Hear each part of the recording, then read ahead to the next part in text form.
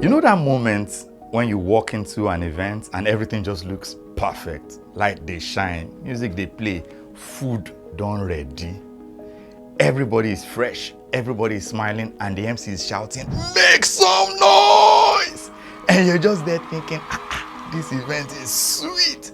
But let me ask you something I've learned from years inside this industry.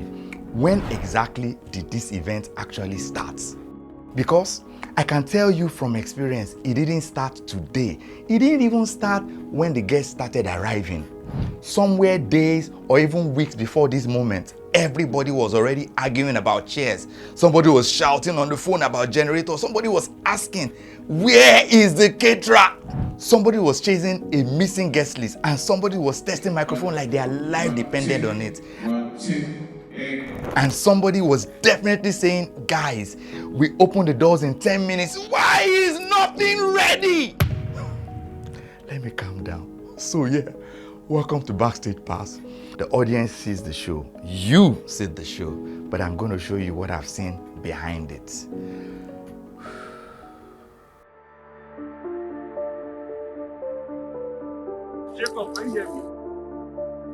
They need to start loading this immediately you get there. Is it going up? This first one has gone up already. And then all the other people standing at the Red Bull balloon area. I don't want you to be there. If you don't have business there, please go to your position. So let's start with something I've had to learn the hard way. An event does not start when the guests arrive.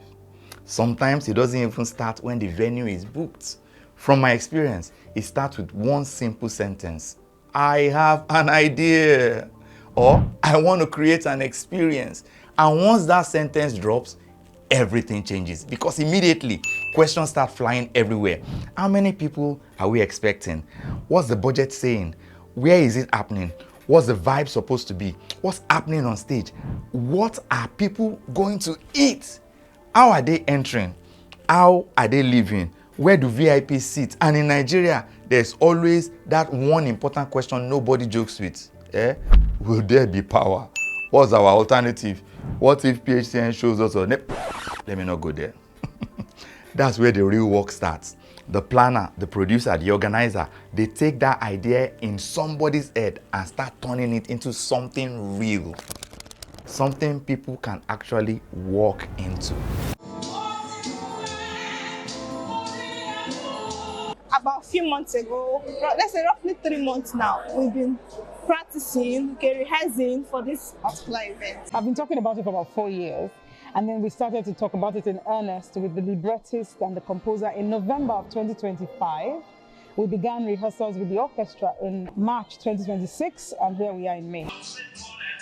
The prophet, he's doing such a great job, you know, but for the prophet to do what he's doing, there's someone had to put him in that costume that made us believe him, you know. The lighting had to hit him at the exact time. Someone had to choreograph it, you know, for it to make sense. Their stage hands, the curtains moved when it needed to move. The instrumentals, those are the real stars behind all of this.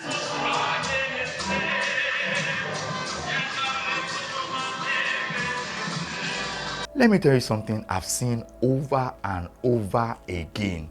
A beautiful venue does not automatically mean a good event too. I've walked into places that look amazing outside, but inside everything is a question mark. Where do trucks enter? Where does production loading? Especially those buildings that don't have elevator and their venue is upstairs. Where does catering set up? Where do performers change? Where does waste go? Where is power coming from? And where are guests parking? And yes, where are the toilets? Because trust me, in events, that question can humble everybody. A venue is not just a space. From my experience, it's infrastructure. If the infrastructure is wrong, everything else will struggle.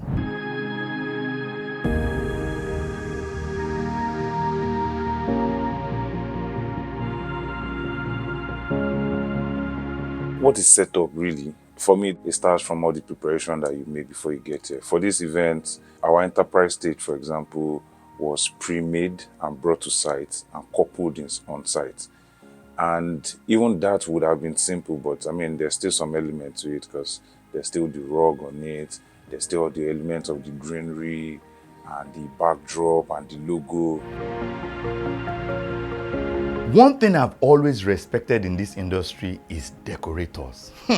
Because I've seen them walk into an empty hall and just see something else entirely. Yesterday, it was a room. Today, it's a palace or a corporate space or a wedding dream, or sometimes, honestly, something that looks like Wakanda.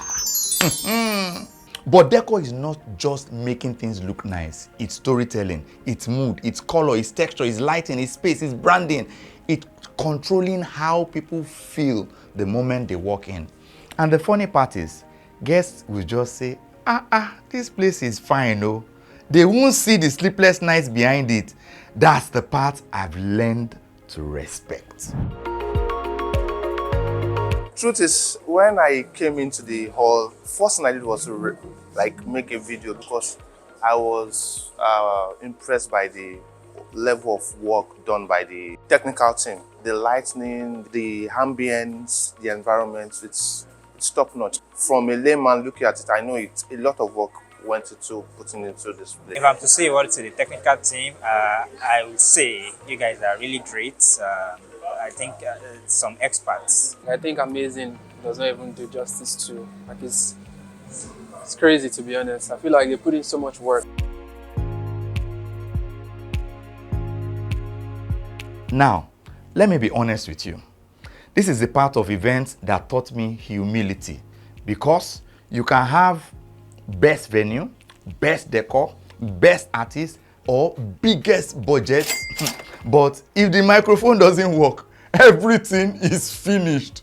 Welcome to the technical team. Sound, light, LED screen, cameras, power, rigging, streaming, stage management. I think those ones are even underplayed. Stage management, but they are very serious. My role is stage manager, and to be honest, it is the most demanding thing ever. There's so much pressure, and then there's also a lot of tip-tap that has to happen, and there's a lot of, you have to talk to this person to get this, you have to talk to this speaker, this person has to be on cue, this person has to be on cue. It is a lot of work, it's a lot of pressure, but I think I'm handling it pretty well.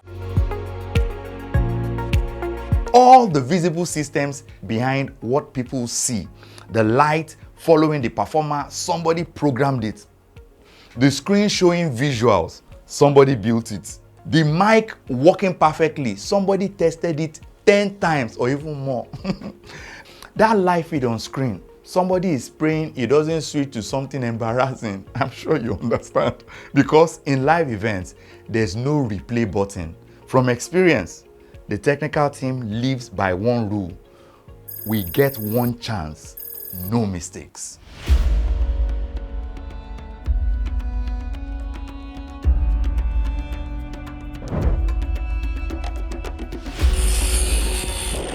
Now, let's talk about food.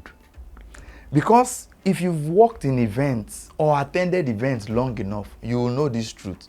People may forget everything else, but they will not forget the food though.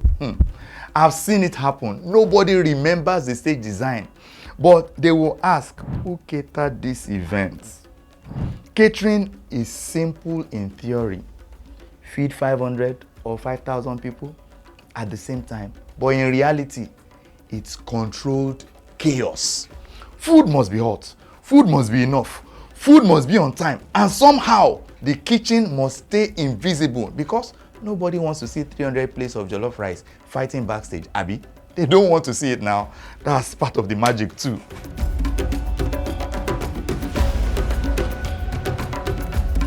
Let me paint you a picture from experience. Everything is ready. Venue is set. Food is ready. Light ready. Then 2,000 people show up and suddenly nobody knows where to go. Think about it. That's where guest management comes in. I'm talking registration, invitation, accreditation, ushers, seating, VIP handling. They are usually the first human experience guests have. And when they are doing it well, you don't even notice them. You just feel like everything here is smooth. And that's exactly the goal. Guest experiences, why it's important for us. It's very, very important because our guests actually need that experience. They need to be sure that they are comfortable. They need to feel safe. They need someone to always communicate to them that, okay, yes, everything is fine. In my experience, security is one of the most misunderstood part of events. Even I have misunderstood it. Because when they're doing their job well, you don't notice them, but they are everywhere. Who enters? Who doesn't? Where do people go? What happens in emergencies? How do we control movement? They are the quiet systems keeping everything stable. And honestly, the best security is the one you don't have to think about. A lot goes into planning, getting the right bouncers, getting the right security personnel, partnering with the government to give us the people we need to secure and guard this event. Security should be the top 3 things you prioritize when you're doing an event to make sure your guests are okay, make sure the people around are safe. And there is that person or team I've learned over the years that carries most of the pressure. The organizer, or in the case of a corporate event, the planning team. The vision, the money, the reputation, and the responsibility. Because at the end of the day, the guests don't care who did what. They just know if the event was good or not. So someone has to make sure all these moving parts actually come together. And trust me, that is not a small job. I think that recognition is for folks who do creative things in this region and in this space. I think it's underwhelming, and I think that it can get a lot better.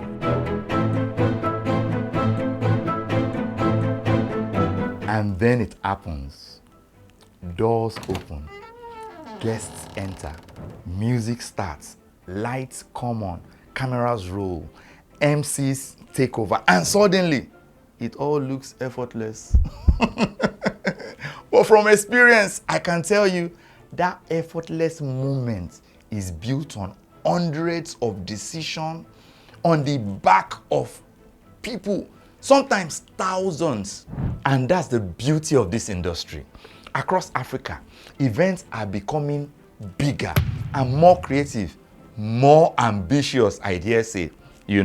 Weddings, conferences, concerts, festivals, corporate experiences, and behind it all are people you never see. What do we say? So, next time you walk into an event and everything looks perfect, pause for a second, because what you are seeing is just the surface. Behind it is a world. Behind it is a machine. Behind it is an industry I've lived in. The pressure, the chaos, the creativity, the problem solving, the teamwork, the madness. Let me borrow somebody's word. The sheer madness and the magic. Because at the end of the day, you see the show, but I've seen how it's made. And that's what Backstage Pass is about. Catch you on the next one.